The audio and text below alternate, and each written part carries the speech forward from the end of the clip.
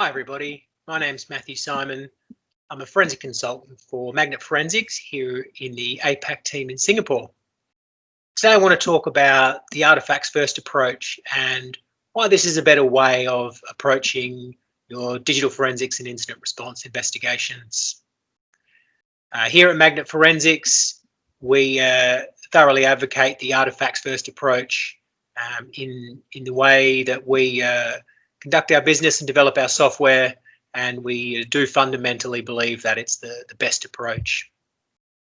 So I want to talk about exactly what the artifacts first approach is and how I think it will benefit you if you conduct your incident response and digital forensics this way, if you don't already. So for those that aren't familiar with this approach, I'll definitely discuss the advantages of this and touch on a few examples of how this will increase the effectiveness of your investigations. And I'll very quickly touch on some of the common examples of artifacts used within corporate investigations as well. So what's an artifact? Well, if I'm going to talk about the artifact first approach, I definitely need to define what an artifact is. And in the more traditional sense, an artifact is an object that it's made by humans that has some sort of cultural or historical relevance. So in DFIR, we can apply this same logic, but in a digital way. So we can call it data that is created by people, either directly or indirectly, but something that is historically relevant, data that's historically relevant.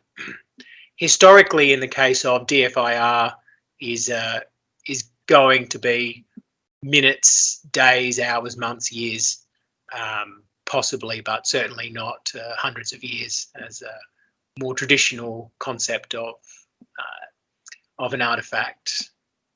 But still, this term or this concept of historically relevant is really important because you're trying to reconstruct events that have happened previously. So what is the artifacts first approach then?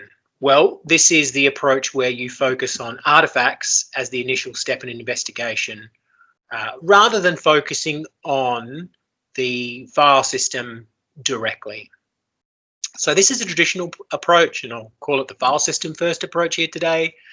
And with this, what's important is files within a file system, folders and how these relate to each other, and you can focus on timestamps, for instance, of files. And then at some point, you would definitely do some further processing of files within that file system and perhaps create some artifacts. But still, fundamentally, it focuses first on the file system rather than focusing first on that processed information. So what really is an artifact then? So it's some data of historical relevance, and again, historical in terms of a DFIR investigation. And then the artifact first approach is focusing on artifacts first before focusing on the more technical side, such as the file system. But really, what does this mean in practical terms?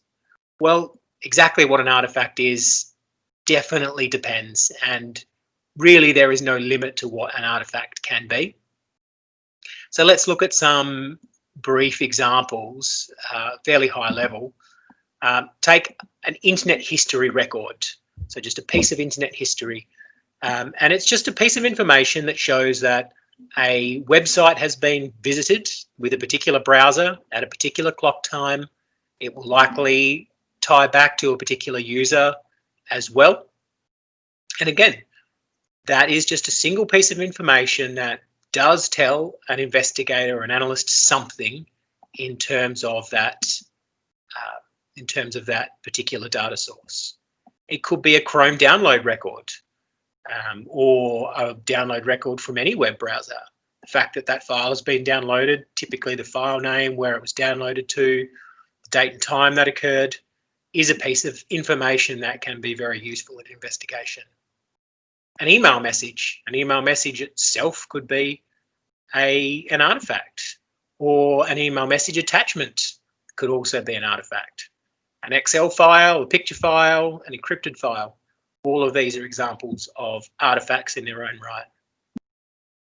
So the last three I just mentioned there are actually also files in and of themselves as well, but there's often great value to processing single files further to pull out embedded information.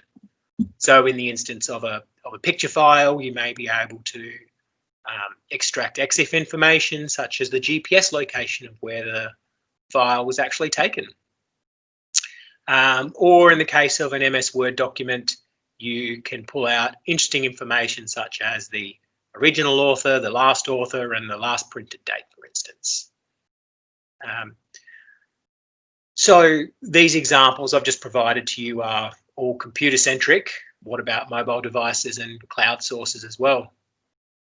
Well, mobile forensics is an interesting one because that has actually typically been an artifact-first approach for as long as mobile forensics has been around. So you don't focus on a file system. Typically within mobile forensics, you focus on the processed information such as messages, the pictures in the camera roll, notes, installed apps, and many other artifacts that are processed from many applications. What about cloud sources? Cloud sources are an interesting one because cloud is an incredibly diverse term that can mean a lot of things. So take files and file records from Google Drive or Dropbox, OneDrive or Mega. These are all examples of artifacts if you didn't extract from one of those sources.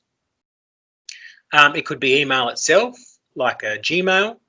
It could be trips taken in an Uber, which is something different from what I've mentioned already, but it's data that is stored within a cloud service, and it's definitely something that could be interesting within an investigation.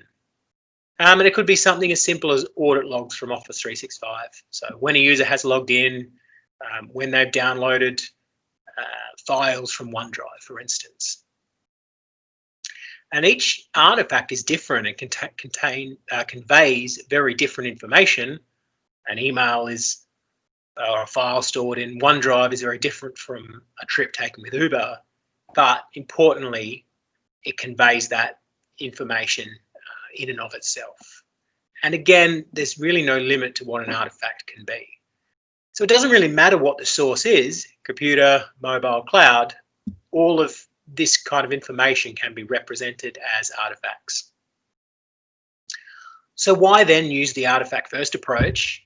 Well, the primary reason for using the artifact first approach is that it is typically more efficient and streamlined as an approach to conducting analysis in DFIR.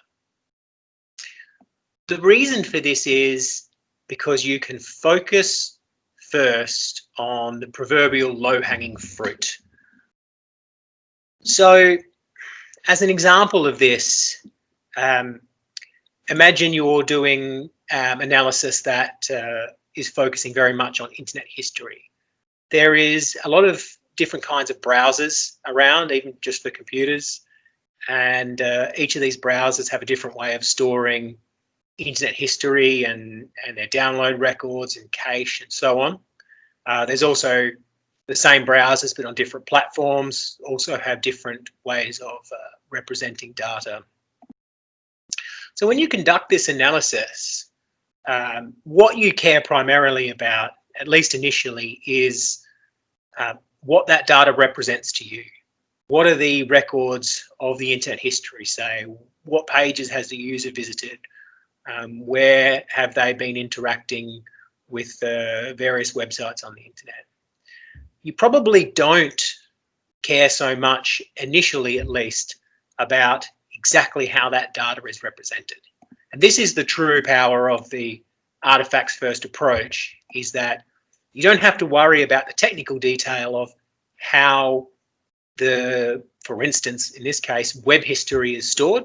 You can just focus on the information that that is represented by that data.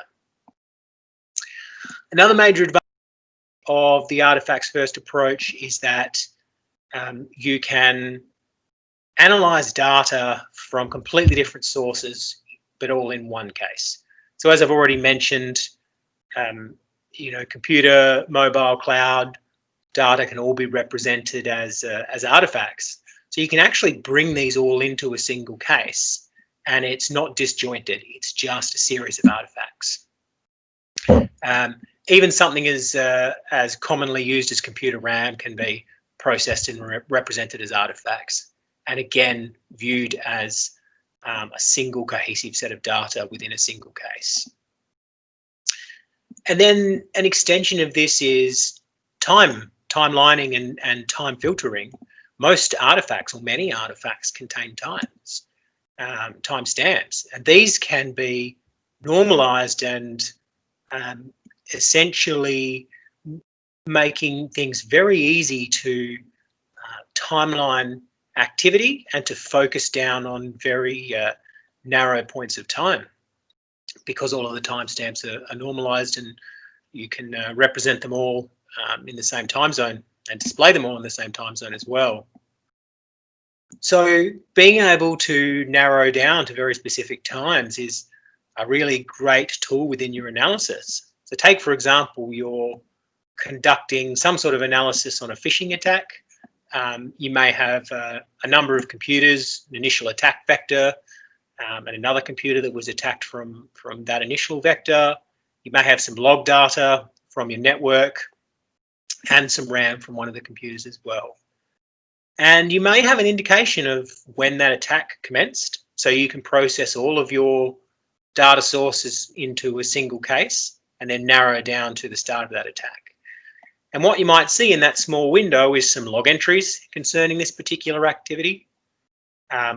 From the computer, you may see the email in question.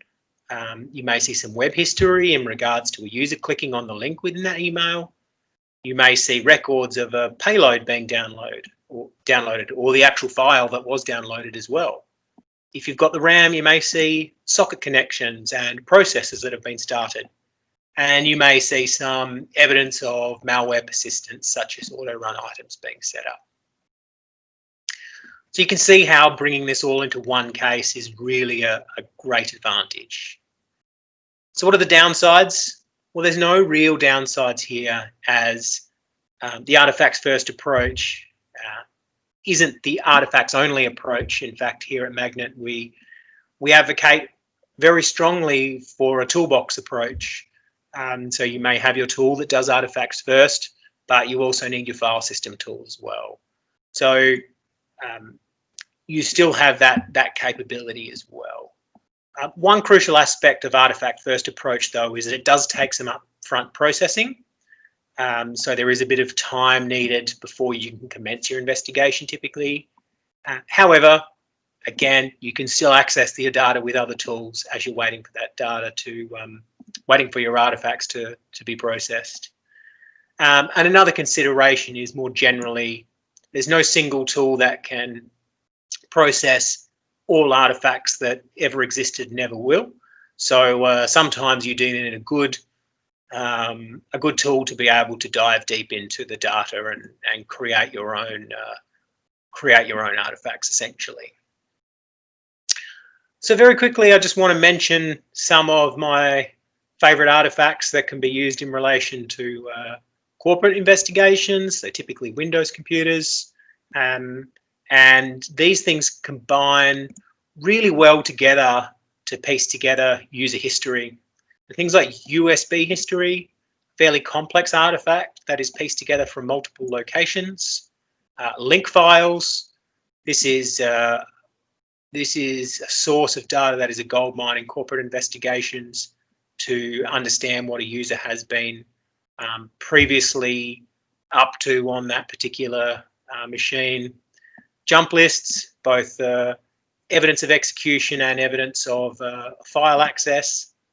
Prefetch files, again, a really great source of evidence of execution, what's been executed. Windows timeline, this is something that shows some really, really great information It can even show you how long an application has been in focus for. Not all applications are supported by timeline, but it is something to definitely watch out for. And SRUM or SRUM, or System Usage Resource Monitor, is another really great one, often underappreciated. It's actually a set of artifacts and has some really good information, such as network usage. So you can see how much data has been sent and received on a per application basis. It'd be super helpful investigations. There is a whole lot more I could talk about in terms of Windows artifacts just for corporate type investigations, and then there's a lot more that I could talk about for other operating systems such as Mac OS and even iOS and Android. But that's all I have time for you now today.